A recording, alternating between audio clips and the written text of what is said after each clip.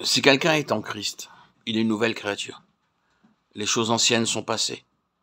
Voici, toutes choses sont devenues nouvelles. 2 Corinthiens 5, 17.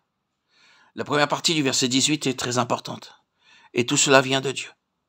Il n'est pas dit si quelqu'un est chrétien, mais si quelqu'un est en Christ, il est une nouvelle créature. Remarquez ce verset. Beaucoup se disent chrétiens dans le monde, mais ils ne sont pas tous en Christ. Par exemple, je peux dire que mon doigt fait partie de mon corps. Tirez mon doigt et vous tirez mon corps avec lui. Mais si je tiens la Bible dans ma main, ce n'est pas une partie de mon corps. Le verset dit, si quelqu'un est en Christ, c'est-à-dire si une personne lui est spirituellement jointe, elle devient une nouvelle créature. Les choses anciennes sont passées. En Inde, il y a beaucoup de personnes qui, avant de devenir de nouvelles créatures, n'avaient jamais entendu l'évangile. Elles ont été changées immédiatement et complètement. J'ai vu cela dans d'autres pays. Par la grâce de Dieu et par la parole de Dieu, entrant dans leur vie, beaucoup ont été transformés et sont devenus de nouvelles personnes. Leur visage resplendissait. On peut voir la lumière de Dieu sur leur visage. Elles ont une nouvelle vie dans leur cœur et une force nouvelle dans leur vie. Et en même temps, tout leur aspect extérieur est changé complètement.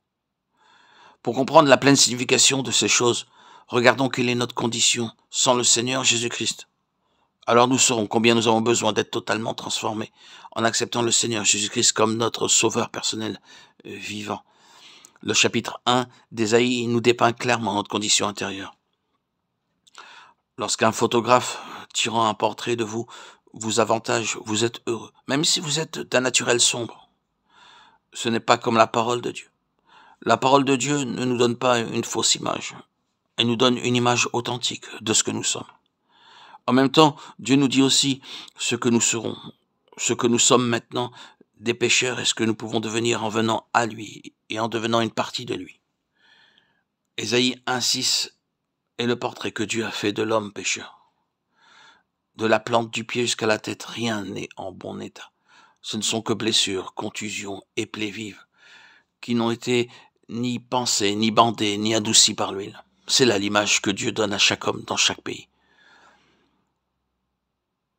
Qu'il soit hautement cultivé, civilisé ou illettré, sa condition intérieure est la même.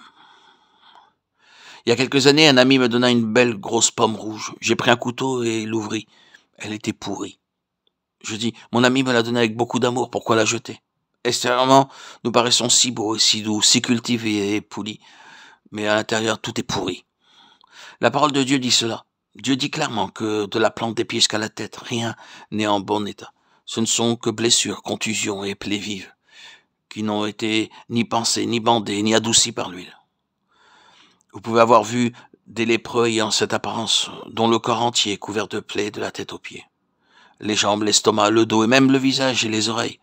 Le corps entier bandé pour empêcher le pu de couler, comme si Dieu disait « Oh, homme, voilà ta véritable condition, mais tu ne la connais pas. » Lisez Jérémie 17, 9.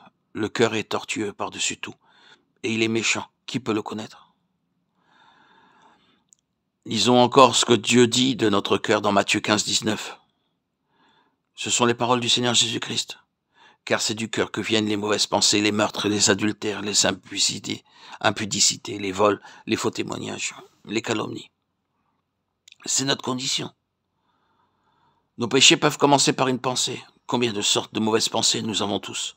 Pensées de haine qui viennent au-dedans de nous.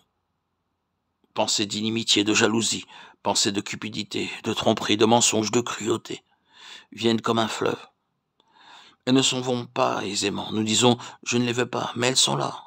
Et à moins que nous soyons changés, qu'il nous soit donné un cœur nouveau, ces pensées ne s'en iront pas, quoi que nous essayions. Vous pouvez continuer à dire, je ne les veux pas. Elles ne vous laisseront pas. Elles vous suivent comme votre ombre.